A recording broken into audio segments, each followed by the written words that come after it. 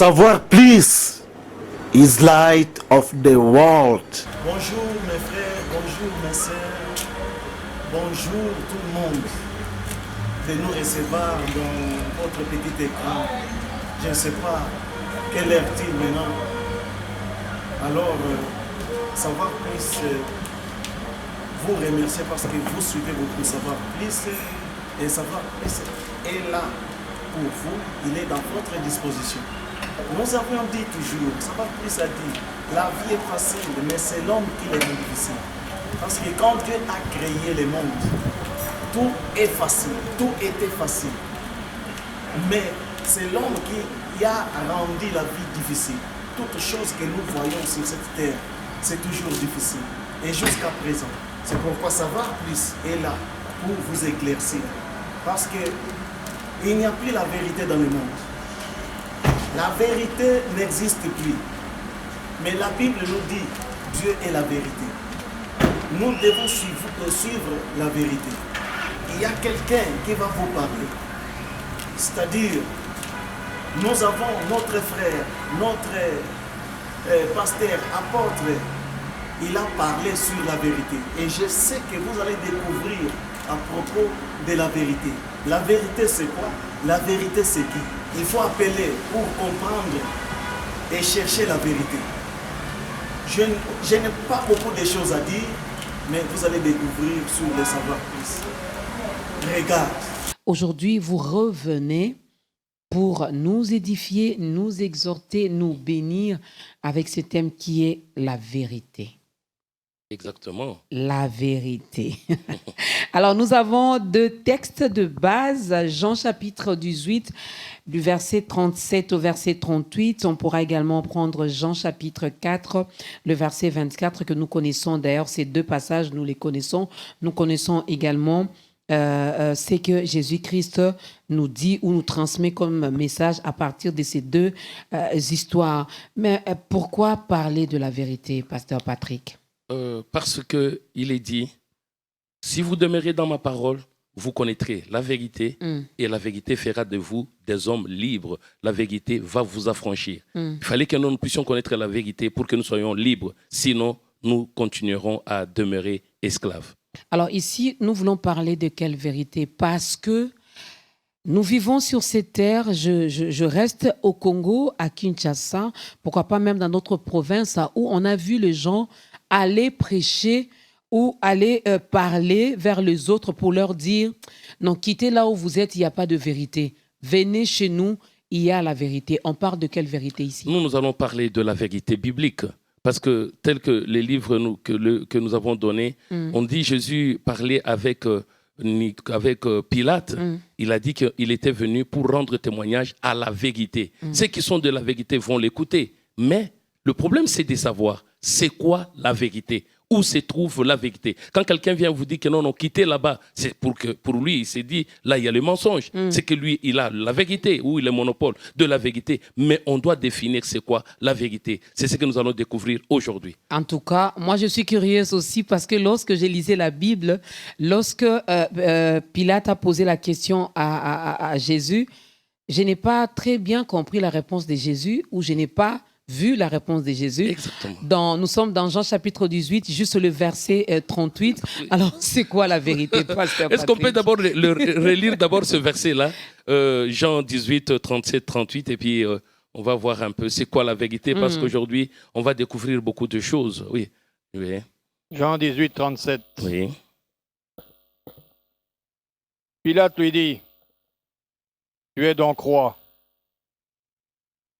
Jésus répondit, « Tu le dis, je suis roi. » Ça, c'est la question. Pilate demande à Jésus, est-ce que tu es roi? Il dit, non, tu l'as dit, je suis roi. Oui. Je suis né. Oui.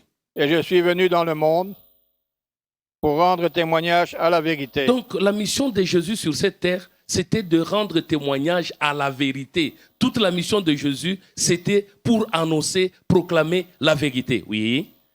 Quiconque est de la vérité, écoute ma voix. Ah, d'accord, il y a ceux-là qui sont partisans de la vérité. Ils vont écouter la voix de Jésus. Mais ceux-là qui ne sont pas partisans de la vérité, ils ne vont rien comprendre et puis ils ne vont pas s'attacher à lui. Oui. Pilate lui dit, Pilate lui dit, Qu'est-ce que la vérité? Qu'est-ce que la vérité? Mais où est la réponse? Oui, allons-y. Après avoir dit cela, il sortit de nouveau Oui. pour aller vers les Juifs et il leur dit, je ne trouve aucun crime en lui. Oh. Donc, Jésus a-t-il répondu? Mais lui, il sort dehors, il dit, qu'est-ce que la vérité? Après, il va leur dire que non, je ne trouve aucun crime dans cet homme. C'est que si on ne te trouve pas en vous, il n'y a pas de crime, il n'y a pas de péché, vous êtes de la vérité. Voilà la vérité. Mais je ne sais pas, mais il y en a qui pensent quand même que Jésus était aussi compliqué. Hein. Oui, exactement. Est-ce que c'était difficile pour lui de répondre seulement à Pilate? La vérité, c'est ça, donner une définition. Oui, c'était compliqué. Il laisse Pilate, il sort. Oui, le problème, c'est Pilate qui est sorti. Ok. Il a laissé Jésus là-dedans parce qu'il était accusé. Il dit, le travail, c'est rendre témoignage à la vérité. C'est ça, je viens témoigner pour la vérité. C'est quoi la vérité? Jésus aurait donné la réponse à Pilate. C'est pourquoi Pilate, quand il est sorti, il dit, non, je ne trouve aucun crime dans cet homme ici. Alors, c'est là où nous devrons maintenant comprendre, c'est quoi la vérité? Nous allons dire que la vérité, c'est l'évangile. L'évangile, c'est ça la vérité. L'évangile, c'est ça la bonne nouvelle. C'est ça la vérité. Nous allons découvrir ça dans le livre de 1 Pierre, chapitre 2. 1 Pierre, même si vous commencez 1 Pierre 1, commencez par 22. Nous allons découvrir que non, l'évangile, c'est ça la vérité. L'évangile, la bonne nouvelle, c'est ça la vérité. Mais c'est quoi la bonne nouvelle? Tout ça, nous allons le découvrir. 1 Pierre, chapitre 1, 22 jusqu'au 25. 1 Pierre 1, 22. Oui. Ayant purifié vos âmes en obéissant à la vérité. D'accord, on dit ayant purifié vos âmes en obéissant à la vérité. C'est que quand on obéit à la vérité, l'âme est purifiée, l'âme est sanctifiée. Oui. Pour avoir un amour fraternel sincère. D'accord, c'est qu'on a la vérité, on purifie son âme, on a un amour fraternel, un amour sincère, pas un amour sur les lèvres, pas une flatterie. Non, oui, allons-y.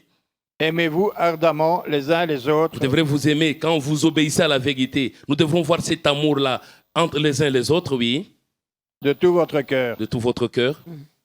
Puisque vous avez été régénérés, non par une semence corruptible, mais par une semence incorruptible. Ah, d'accord, c'est qu'on est régénéré. Qu'est-ce qui va nous régénérer? C'est la vérité. Sans vérité. C'est pourquoi nous allons trouver que non, nous avons les gens qui s'appellent, entre guillemets, qu'on appelle chrétiens, mais au fond, ce sont des crétins. Ce ne sont pas des chrétiens. Pourquoi? Parce que quelqu'un qui n'est pas régénéré, c'est qu'il a reçu quoi? Le mensonge. Quand on reçoit la vérité, on est régénéré par une sémence incorruptible, oui.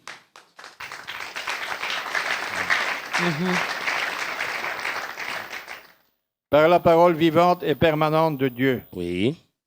Car toute chair est comme l'herbe, et toute sa gloire comme la fleur de l'herbe.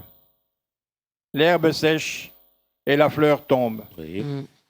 Mais la parole du Seigneur demeure éternellement. On dit que non, la chair c'est comme l'herbe. Ma soeur Dorcas, si vous regardez un peu comment vous étiez à 15 ans, 18 ans, 20 ans, maintenant là, d'ici 10 ans, 20 ans, 50 ans, vous allez voir ce qui va se passer. Ça c'est une fleur qui va tomber, qui va passer. Mais qu'est-ce qui va rester? Ce n'est que la parole de vérité qui va demeurer éternellement. Et si vous demeurez dans cette parole, vous et moi, nous allons nous retrouver au-delà.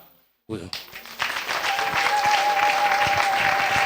La vérité, nous parlons de la vérité, mais j'aimerais bien revenir un peu lorsque nous avons la vérité, ou la personne qui a la vérité purifie son âme. Comment?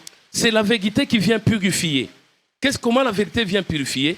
C'est pourquoi nous avons dit que c'est à travers l'évangile, la bonne nouvelle. Cette bonne nouvelle commence à partir de la Genèse jusqu'à l'Apocalypse.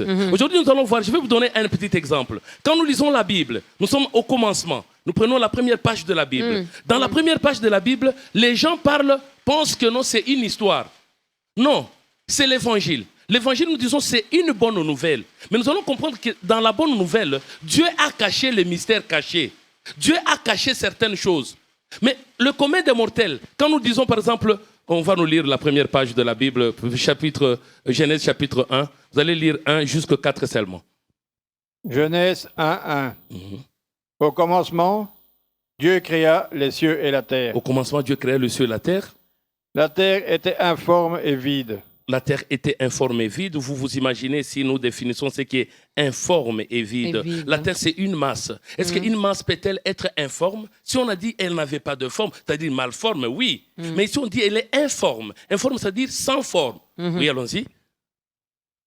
Il y avait des ténèbres à la surface de l'abîme. On dit c'est seulement à la surface de l'abîme où il y avait les ténèbres. Oui. Et l'Éternel se mouvait au-dessus des eaux. Non, reprenez. Et La terre était informe et la terre vide. était informe et vide. Il y avait des ténèbres à la Les surface de ténèbres n'étaient l'abîme. qu'à la surface de l'abîme. Et l'Esprit de Dieu se mouvait au-dessus des eaux. L'Esprit de Dieu s'est plané au-dessus des eaux. Oui. Dieu dit Dieu dit que la lumière soit, que la lumière soit. et la lumière fut. Voilà. On nous dit au commencement, Dieu a créé le ciel et la terre. Les ténèbres étaient à la surface de l'abîme. Mais on dit Dieu dit que la lumière soit et la lumière fut. Alors, comment connaître celui qui est dans la vérité? Comment connaître celui qui est dans le mensonge? Quand nous posons la question au commun des mortels, nous disons quand Dieu a dit que la lumière soit et la lumière fut. C'est quoi la lumière? Il va nous montrer l'éclairage ici. Même vous ici, vous pouvez penser que c'est l'éclairage. Ou bien si vous dites que ce n'est pas l'éclairage, pasteur oublie que non, nous avons le soleil, nous avons la lune, nous avons les étoiles. Au premier jour de la création, les étoiles, le soleil, ni la lune n'existaient pas. Il n'y avait pas d'astre, parce que ça va intervenir au quatrième jour après. Mais maintenant, d'où venait cette lumière? Et c'est quoi cette lumière?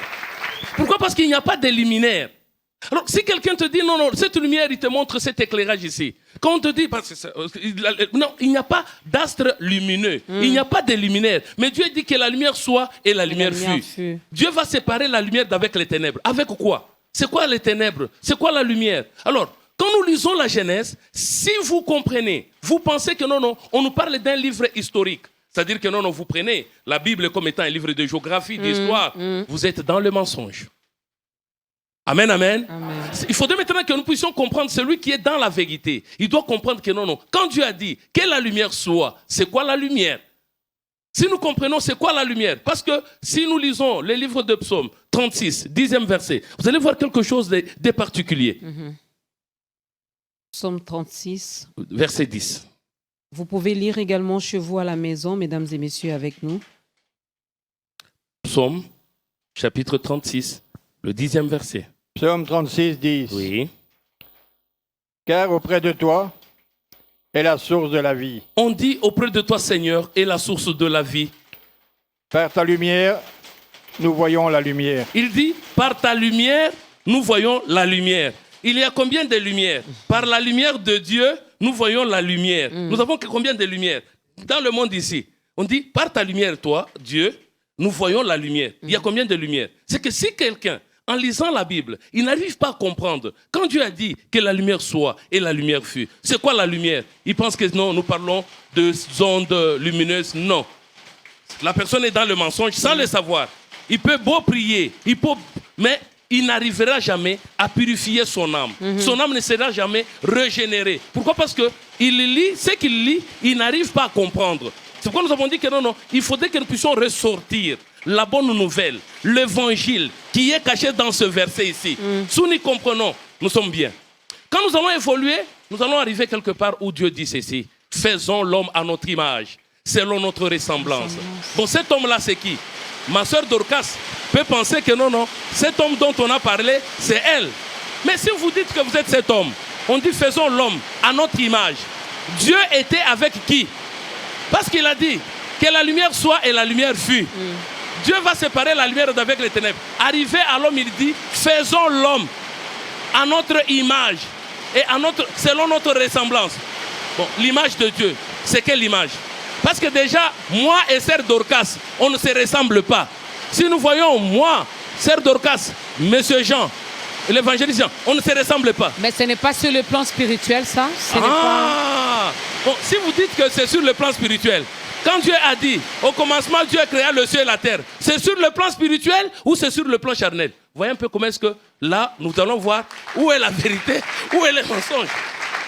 En lisant le psaume 18, si nous prenons le 29e verset, on nous dit quelque chose là-dessus. Parce que l'homme, un enfant de Dieu, doit arriver à comprendre la vérité. Cette vérité, elle est dans la Bible. Mais comme vous l'avez dit ici, que non, comment est-ce que Jésus ne pouvait pas expliquer directement? Non, c'est parce qu'il usait d'un certain langage. Il utilisait des paraboles. Mais il voulait que la personne soit intelligente. La personne cherche à découvrir. Oui, nous sommes dans les livres de Psaume 18, verset 29. Psaume 18, 29. Oui, tu fais briller ma lumière. David dit, tu fais briller ma lumière. Je me pose la question, la lumière, l'éclairage que nous voyons ici, c'est notre lumière ou bien c'est quelle lumière? Parce que l'autre fois, nous avons vu que non, tu fais briller ma lumière. Quel genre de lumière? Oui. L'Éternel, mon Dieu, éclaire mes ténèbres. Je me pose la question, est-ce que l'homme a des ténèbres ou dans sa tête, ou bien dans son ventre, ou bien dans sa peau, que peut symboliser ces ténèbres qui sont dans l'homme? Il dit, éclaire mes ténèbres. C'est pourquoi nous sommes passés pour dire que non.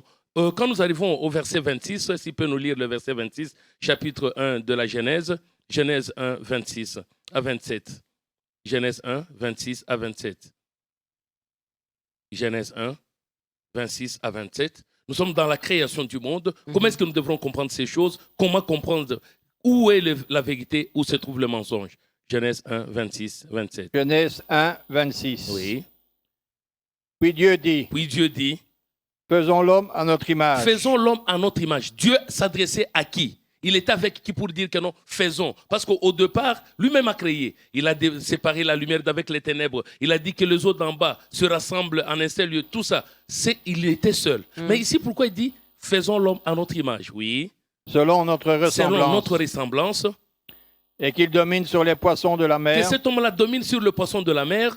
Sur les oiseaux du ciel. Mais je me pose la question, est-ce que si cet homme-là était sœur Dorcas, elle voit même elle voit un serpent, elle voit même les requins, est-ce qu'elle peut dominer? Oui. Baleine, si vous voyez une baleine, est-ce que vous pouvez dominer? Mais je vais dominer puisque la parole me l'a dit. Ah oui, même les geckos, vous allez dominer. Ça, je ne domine pas encore. Ah, d'accord. Quand est-ce que vous allez dominer? D'accord. Oui, allons-y. Oui. Sur le bétail. Sur le bétail. Sur toute la terre. Sur toute la terre.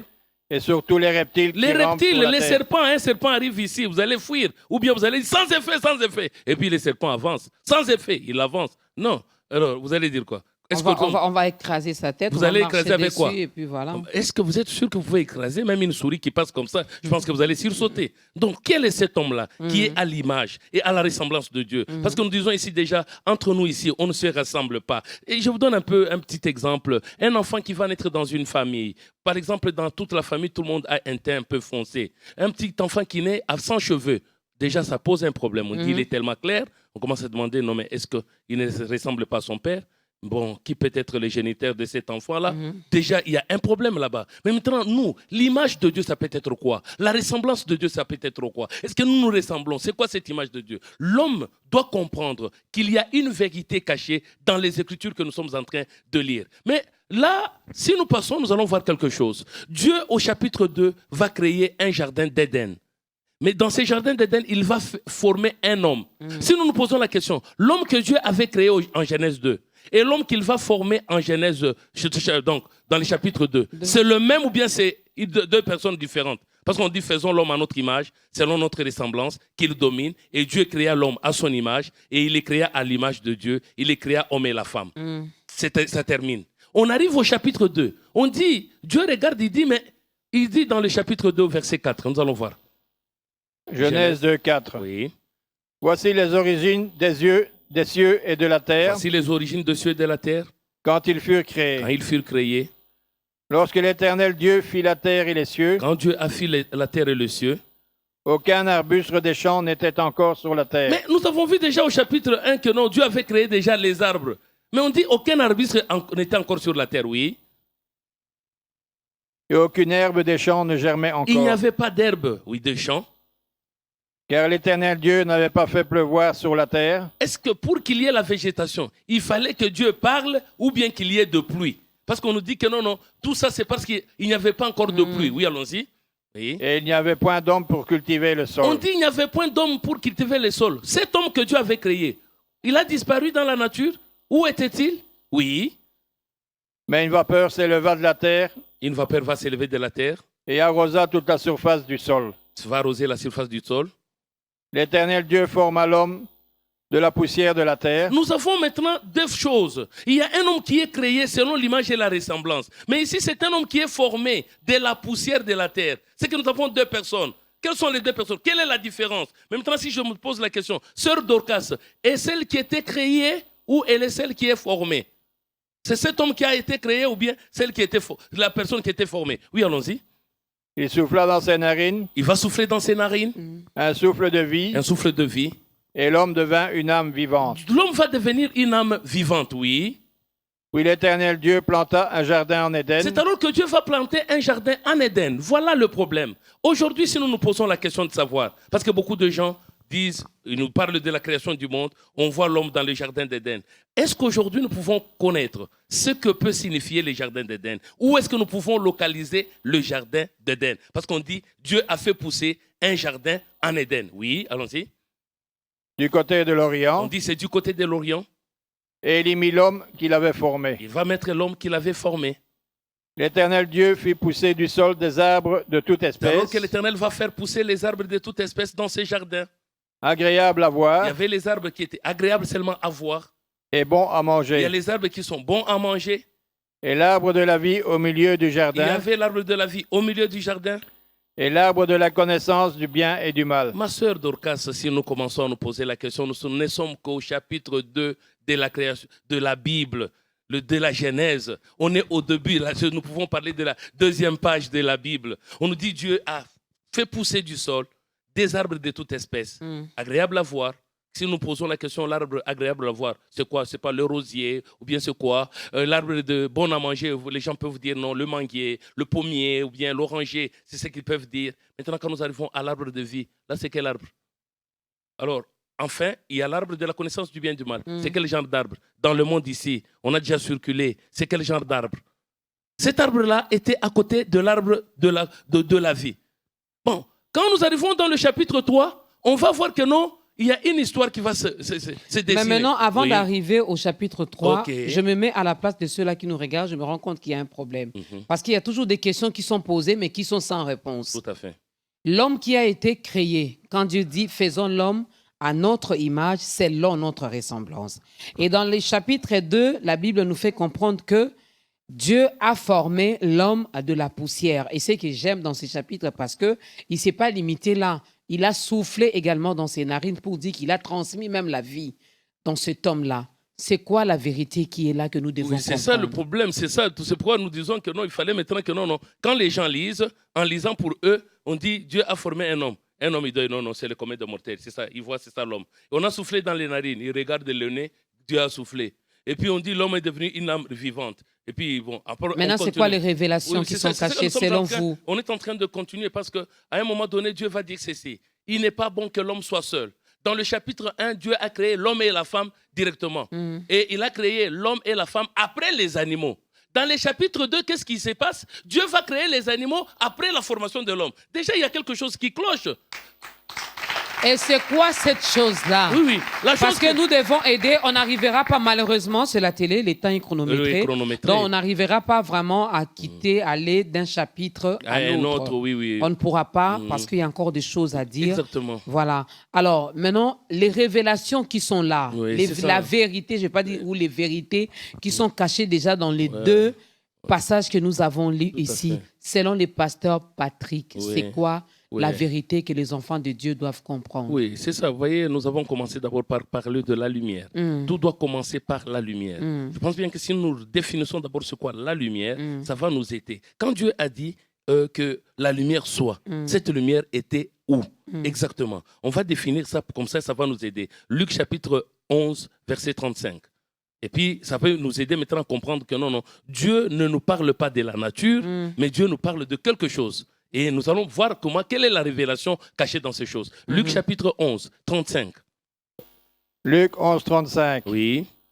Prends donc garde que la lumière qui est en toi ne soit ténèbres. Ah, d'accord. On dit, prends donc garde que la lumière qui est en toi ne soit ténèbres. C'est-à-dire que non, quand Dieu a dit que la lumière soit et la lumière fut, cette lumière, ce n'est pas l'éclairage ici. Ok. Nous allons maintenant comprendre. Cette lumière, c'est quoi? Si nous comprenons c'est quoi cette lumière, c'est ce qui va maintenant nous aider pour que vous pouvez avoir une lumière, Mais vous pensez que c'est une lumière, mais c'est les ténèbres. Et puis les gens ne connaissent même pas qu'ils ont la lumière. Même Sœur Dorcas, elle ne savait pas que non, elle avait la lumière. Non, Mais moi c'est- je sais que j'ai la vous lumière avez parce la que lumière, Christ ok. me dit qu'il est la lumière. Alors Ok. comme il vit en moi, donc j'ai la lumière. Voilà, nous allons voir maintenant cette lumière, qu'elle ne soit pas ténèbre, parce qu'on dit... prends La garde mienne là, à- elle ne sera jamais ténèbre. Voilà, nous allons voir. Si elle n'est pas ténèbre, nous allons comprendre. Quand nous parlons de l'homme, c'est quoi? Quand nous parlons des narines, c'est quoi? Qu'on définisse d'abord c'est quoi la lumière. Si nous comprenons pas ce qu'on a dit, éclaire mes ténèbres. Si Voilà. Dieu éclaire les ténèbres, nous allons comprendre. Nous sommes dans le livre de 2 Corinthiens.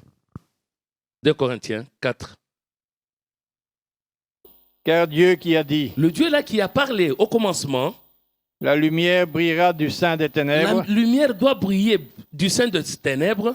a fait briller la lumière dans nos cœurs Ah, d'accord, c'est que cette lumière doit briller dans nos cœurs. Oui. pour faire resplendir la connaissance de la gloire de Dieu C'est pour faire resplendir la connaissance de la gloire de Dieu sur la face de Christ. sur la face de Christ. Ah, d'accord. C'est que la lumière qui vient, c'est la connaissance. Mais la connaissance de quoi? De la gloire de Dieu. Ok. Maintenant, il fallait maintenant que nous puissions comprendre. Quand nous parlons de la gloire de Dieu, est-ce que beaucoup de gens connaissent ce qu'est la gloire de Dieu?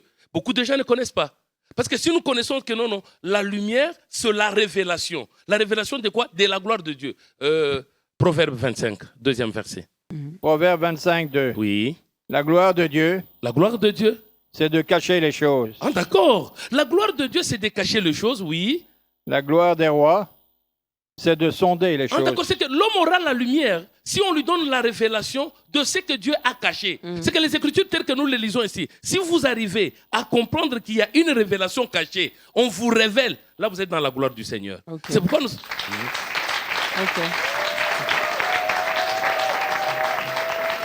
Alors, si on n'arrive pas à comprendre, c'est pourquoi vous allez voir que non. Jésus dit, les disciples posent la question de Jésus. Pourquoi tu leur parles en parabole? Il dit non. À vous, il vous a été donné de connaître le mystère du royaume des cieux. Mais pour ceux qui sont dehors, tout se passe comme en parabole. On dit à celui qui a, on va ajouter. À celui qui n'a pas, on va ôter même ce qu'il pense avoir. Vous allez vous rendre compte que non. Nous arrivons dans la Genèse, pour un peu, avant de revenir, Dieu va dire à l'homme, tu mangeras de tous les arbres du jardin, mais tu ne mangeras pas de l'arbre de la connaissance du bien et du mal. Parce que le jour où tu en mangeras, tu mourras. Mais maintenant, le serpent arrive, il pose la question à la femme.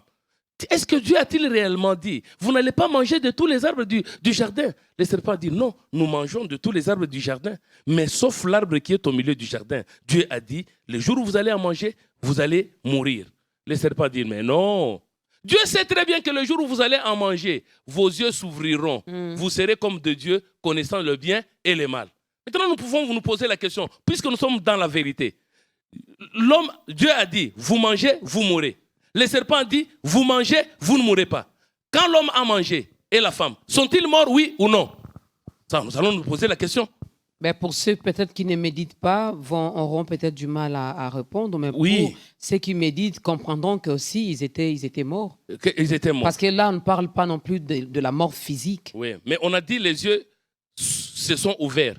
L'homme et la femme, quand ils étaient dans les jardins, leurs yeux étaient fermés pour qu'ils se retrouvent nus. Bon, cette nudité, c'est sur le plan spirituel. Bon, si vous dites qu'ils sont morts, quelqu'un qui est déjà mort, peut-il encore engendrer Caïn et Abel? Donc, tout ça sont des questions que nous devrons nous poser. Tout Voilà. ça sont des questions que nous devons nous poser. Heureusement que la parole de Dieu est claire. La parole de Dieu est claire là-dessus. J'ai aimé ce que vous avez dit au début, que nous sommes là pour parler de la vérité. Exactement. Et la vérité, c'est la parole de Dieu. Alors, moi, je reviens encore dans cette vérité qui est la parole de Dieu, dans tout ce que vous venez de dire. Moi, avec ma petite compréhension, je comprends que la vérité dont nous parlons ici, il s'agit de la personne de Jésus-Christ. Là, c'est d'après ma compréhension. Alors, quand je suis dans Jean, chapitre 1, je prends juste le premier verset. Oui. Au commencement était la parole. La parole était avec Dieu. La parole était Dieu. Cette parole, aujourd'hui, nous disons dans cette émission que c'est elle qui est la vérité. Vous avez raison, mais il y a une chose que nous devrons comprendre. Quelle est la différence entre l'écriture et la parole de Dieu? C'est ça le problème. Nous avons les Écritures, nous avons la parole de Dieu. Nous allons lire quand même un verset pour comprendre que non, nous avons les Écritures, nous avons la parole de Dieu. Je vous donne un petit exemple. Moïse arrive devant le buisson ardent. On lui demande d'enlever les chaussures Parce que celui-là était saint. Il enlève ses chaussures. Aujourd'hui, quand nous lisons ça, nous arrivons dans le lieu saint. Qu'est-ce qu'on doit enlever? Nos chaussures? Non. On va lire d'abord les livres de Jean 2, verset 22. C'est pourquoi, lorsqu'il fut ressuscité des morts, On dit, lorsqu'il fut ressuscité des morts, ses disciples se souvinrent qu'il avait dit cela. ses disciples se sont souvenus qu'il avait dit cela. Et ils crurent à l'Écriture et à la parole que Jésus avait dite. D'accord, donc il y a deux choses. Nous avons l'Écriture, nous avons la parole de Dieu. Parce que pourquoi nous disons ça, ma sœur? Parce qu'aujourd'hui, si nous lisons, par exemple, on dit un homme doit jeûner. Par exemple, nous allons voir qu'il y a beaucoup de gens jeûnent. Même ma sœur Dorcas aussi, dans certaines circonstances, elle a déjà jeûné. Mais maintenant, est-ce qu'elle s'est référée à l'Écriture ou à la parole de Dieu? Peut-être elle s'est référée à l'Écriture. Parce qu'il y a certaines Peut-être Écritures... aussi à une recommandation divine. L'Éternel me l'a dit clairement. Oui. Pour telle situation, tu dois jeûner. Prier. Voilà maintenant, ma sœur Dorcas, le problème qu'elle n'arrive pas peut-être à découvrir, c'est quoi? Quand Dieu a dit de jeûner, elle doit jeûner quoi? Le foufou? Le maïs? C'est quoi? Elle doit jeûner quoi? C'est ce qu'il faudrait comprendre. Mais lorsque Dieu parle, il ne parle pas non plus à moitié.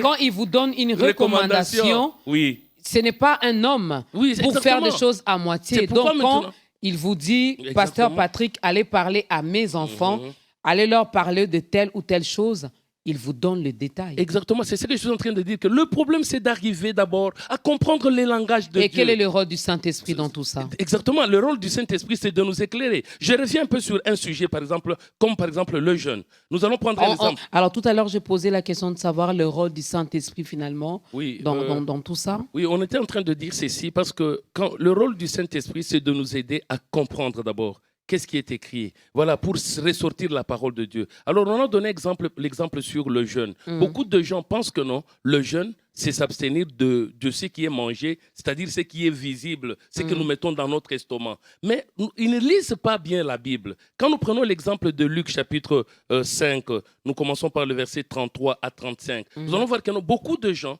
même la lecture déjà, c'est tout un problème. On vient, on vous dit oui, pour tel problème, vous devrez jeûner. Mais il faut d'abord savoir que non, le langage de Dieu, il est compliqué. Ce n'est pas comme un langage, comme si vous allez voir votre médecin. Il vous dit, ma sœur Dorcas, vous allez prendre ce produit à jeûne.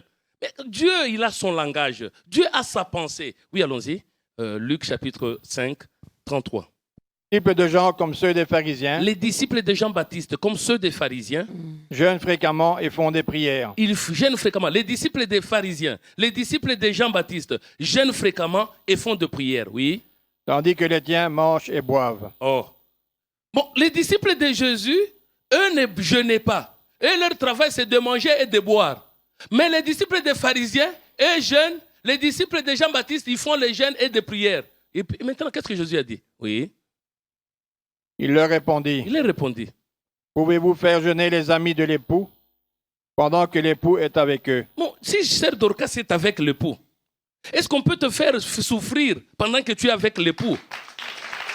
Mais ça, c'était par rapport aux disciples. Oui, mais puisqu'ils étaient avec eux. Mais maintenant, vous n'êtes pas avec Jésus. Il est fini par monter. Mais maintenant, vous êtes ici, il est avec nous jusqu'à la fin du monde. Il est en vous. Comment est-ce que vous allez dire qu'il est monté? Ma sœur. Ma sœur Dorcas. On dit, celui qui est en vous est plus grand que celui qui est dans le monde. Puisque le problème, c'est que nous avons le vrai jeûne, nous avons le faux jeûne. Et c'est dans la Bible explique Elle explique que nous avons le vrai et le faux. Qu'est-ce qu'il faudrait comprendre par là? Parce que nous sommes en train de chercher à comprendre que non. La pensée de Dieu diffère de la pensée de l'homme. 1 Corinthiens chapitre 2, nous allons commencer par le 9e verset. Nous allons comprendre que non. Pour prendre ces écritures, si on n'est pas éclairé, comme vous l'avez dit par le Saint-Esprit, nous allons prendre la Bible ici comme un livre de cours culinaires. Comme ça, on vous dit de jeûner, vous pensez maïs, vous pensez haricots, vous pensez shawarma. Non. Dieu parle d'autres choses ici. Oui, allons-y. 1 Corinthiens 2:9. Oui. Mais comme il est écrit. Comme il est écrit. Ce sont des choses que l'œil n'a point vues. Ce sont des choses que l'œil n'a jamais vues. Que l'oreille n'a point entendues. Que l'oreille n'a jamais entendues. Et qui ne sont point montées au cœur de l'homme. Des choses qui ne sont jamais montées au cœur de l'homme, oui. Des choses que Dieu a préparées pour ceux qui l'aiment. Ce sont des choses que Dieu a préparées pour ceux qui l'aiment, oui.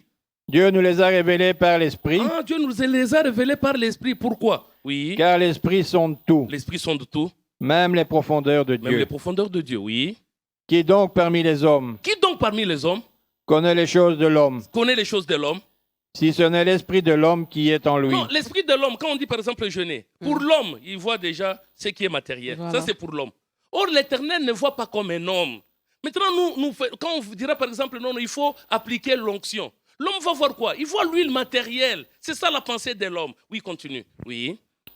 De même, personne ne connaît les choses de Dieu Personne ne peut connaître les choses de Dieu si ce n'est l'esprit de Dieu. si ce n'est l'esprit de Dieu, oui.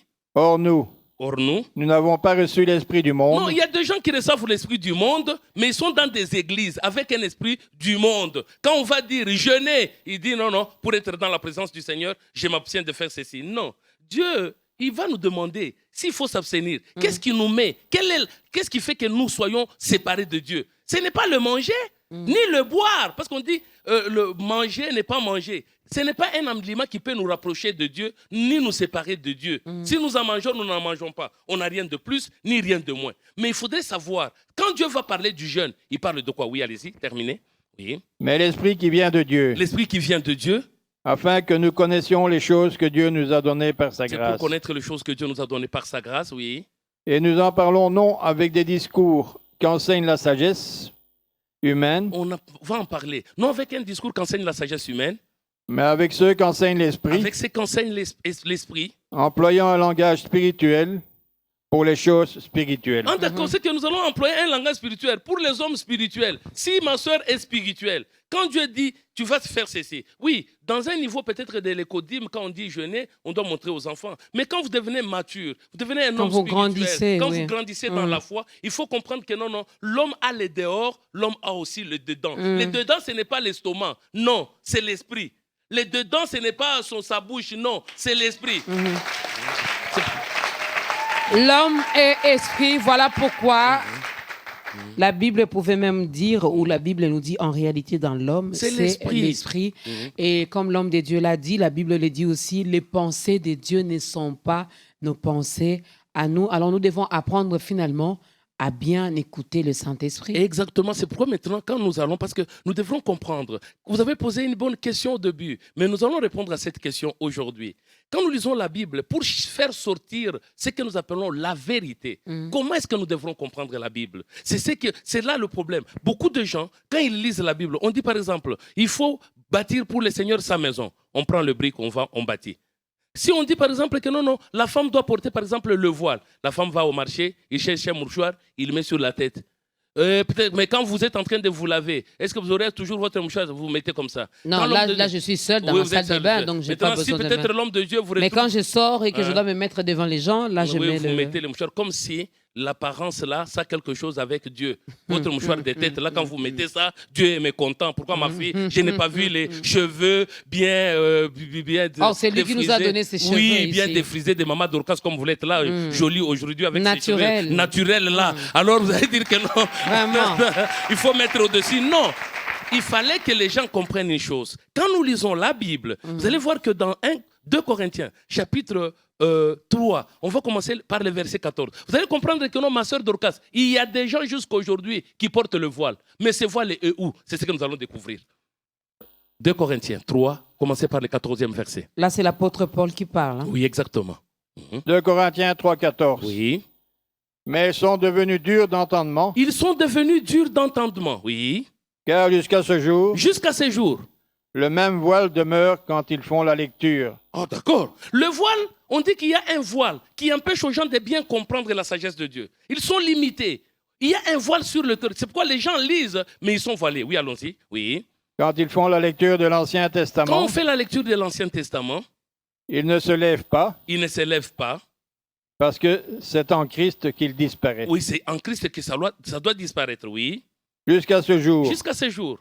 quand on lit Moïse, Quand on lit Moïse, un voile est jeté sur leur cœur. donc il y a un voile qui est dans le cœur, qui empêche à ce que les gens qui lisent les Écritures, on dit par exemple que non, chaque jour, vous devrez avoir des vêtements blancs, l'huile ne doit pas manquer sur votre tête. Vous allez voir l'homme de Dieu aller vite dans un magasin, il achète un tissu blanc, on va lui confectionner ce que lui appelle vêtements sacerdotaux, il porte ça. Le cœur là, il est très noir, avec les mauvaises pensées, mais... Ça dépend, Oui, il oui. peut faire ça, mais avec un cœur pur. Oui, maintenant, il faudrait qu'ils comprennent bien que Dieu a dit ceci. Il dit que Dieu ne voit pas comme un homme. L'homme regarde à l'apparence, Mais Dieu voit l'intérieur. C'est-à-dire que non, nous ne disons pas que non, quand on porte le blanc. Non, sur la recommandation du Seigneur. Quand le Seigneur vous dit, prends les habits blancs, ne va pas au marché, ne va pas dans un supermarché. Tu dois aller chercher ces vêtements chez Jésus. Parce que Jésus vend des vêtements blancs. Je vais ouvrir une parenthèse. Exactement. Je n'ai pas vécu dans l'époque de l'oncle Paul. Oui. Je le respecte beaucoup. Oui. Hein, oncle Paul, qui a vraiment beaucoup écrit, plus que les autres apôtres. Restons un peu dans les vêtements. Exactement. Certes, Dieu regarde beaucoup plus l'intérieur. C'est l'intérieur qui compte. Tout à fait. Et lui-même, quelque part, il dit, c'est pas ce qui entre. Qui suit l'homme. Non, mais c'est ce qui sort. Qui suit l'homme. Voilà. Alors, dans votre église, Oui. dans l'église universelle de Jésus-Christ, Maman Dorcas peut venir habiller indécemment puisque Dieu a besoin de mon intérieur seulement. Je ne parle pas de l'époque de tonton Paul. Je suis au Congo, en RDC, en 2019, actuellement. Oui. Je peux venir Oui. habiller indécemment? Oui, non, ma sœur Dorcas... C'est juste une parenthèse. Une petite parenthèse, une bonne parenthèse, ma sœur Dorcas, parce que dans la Bible, moi, j'élargis la parenthèse en disant que non, à un moment donné, on a dit dans l'Ancien Testament, l'homme ne portera pas l'habillement de femme, la femme non plus ne va pas porter l'habillement d'homme. Mais c'est quel genre d'habillement? C'est les pantalons ou bien tout ça. Alors, je demande un peu à Maman Dorcas... Et même si c'est ça, maintenant, c'est Dieu qui a donné l'intelligence pour qu'on confectionne pour nous des pantalons femmes, des chemises dames, exactement. Alors, aujourd'hui, quand nous allons à l'église, nous devons être habillés d'une manière décente. Bon, maintenant, tout ça, c'est une histoire de culture. Parce que quand je vois Maman Dorcas qui regarde arrière-grands-parents, Maman Dorcas n'avait pas de robe. L'arrière-grand-mère de Maman Dorcas était comment? Elle s'habillait comment? Vous savez? Elle était presque à moitié nue. Oui, elle était à moitié nue. Maintenant, pour cela, donc Dieu l'a rejetée parce qu'elle était à moitié nue. Non. Oh, on n'est plus à cette époque-là. La Bible a déjà existé. Jésus était déjà là. Jésus était déjà là. Pour aujourd'hui. Mais aujourd'hui, si je me présente ainsi, ok, invitez-moi ce dimanche, je viendrai comme ça. Je vais juste mettre de raffia et puis voilà, Maman Dorcas. Ce n'est pas ce que nous avons dit. Nous disons que non, aujourd'hui, il faut s'habiller d'une manière décente pour donner un modèle. Mais on peut s'habiller d'une manière décente. Mais le problème, c'est quoi? Vous l'avez dit ici. Le problème, c'est dès l'intérieur. Le vêtement dont nous avons besoin, Apocalypse chapitre 19, 8e verset. Je crois que ça sera le dernier passage pour aujourd'hui. Exactement, peut-être le dernier. Apocalypse 19, verset 8. Vous allez voir quels sont les vêtements que Maman Dorcas doit porter à partir d'aujourd'hui. Oui. Mais déjà, la tenue là, déjà, elle est correcte devant nous, les hommes. Oui, elle est vraiment bien. Mais si vous allez à la piscine, vous ne serez pas comme ça. Bien.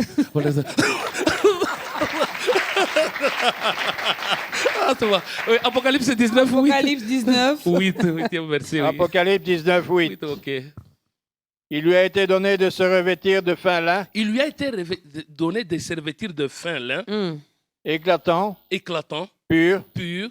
Car le fin lin, ce sont les œuvres justes des saints. D'accord, c'est ça. C'est ce qui est important parce que comme ça, les gens peuvent nous montrer l'apparence. Mais nous voudrions bien que quand le Seigneur arrive, il regarde ma sœur Dorcas, il voit les bonnes œuvres de saints. Maman Dorcas ne fait pas les actions pour être vue de gens. Il les fait de bon cœur. Il sait que non, c'est Dieu qui va me récompenser pour tout ce que je suis en train de faire. Mesdames et messieurs, c'est vrai, j'ai constaté cela, même pour aller dans nos différents cultes les dimanches, nous prenons beaucoup plus de temps à préparer l'extérieur, à bien nous maquiller, à bien nous coiffer, à chercher des vêtements. Je ne sais pas si c'est pour prouver ou montrer aux autres fidèles de l'Église que c'est la nouvelle robe, mais on prend moins de temps pour se préparer intérieurement. C'est ce que l'homme de Dieu nous dit ici. Et c'est ce que Dieu veut également. Nous devons beaucoup plus prendre du temps pour préparer notre intérieur. Nous demandons aux frères et sœurs, ceux-là qui ne sont pas encore décidés, même ceux-là qui lisent mais qui n'arrivent pas à comprendre, qui n'ont pas encore engagé. Parce que ici, vous devrez savoir que non, devenir un enfant de Dieu, on engage sa conscience, on engage son cœur.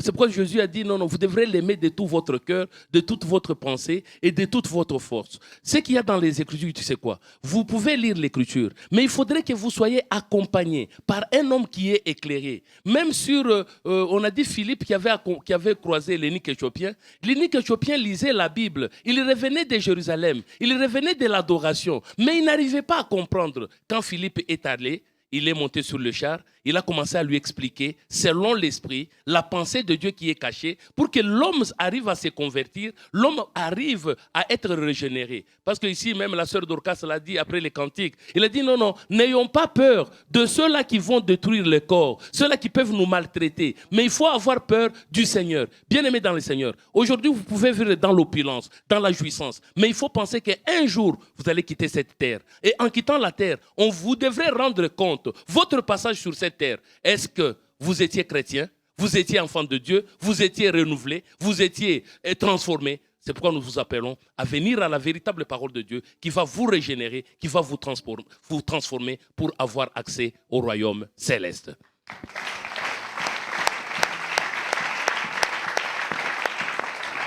Et je pense que vous avez compris. Vous avez compris. La vérité, c'est quoi? La vérité, c'est qui? Est-ce que... Comment nous pouvons faire pour marcher dans la vérité? Mais Dieu a besoin que chacun de nous ait la vérité. La vérité, c'est qui? La vérité, c'est Dieu. Il faut marcher dans la vérité. Sans la vérité, sache bien qu'il n'y a pas la vie. Sans la vérité, sache bien qu'il n'y a que des difficultés. Sans la vérité, sache bien qu'il y a l'incompréhension. Parce que dans le monde, partout, on parle de Dieu. Mais il n'y a pas la vérité. Mais la vérité, c'est Dieu. Si vous voulez, si vous regardez seulement l'écriture, vous allez mourir.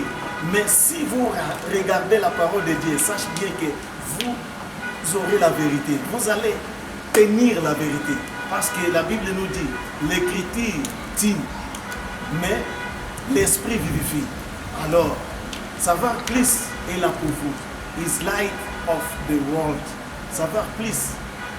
Et à la prochaine occasion, vous allez découvrir encore autre chose avec une autre personne. Merci. Bye bye.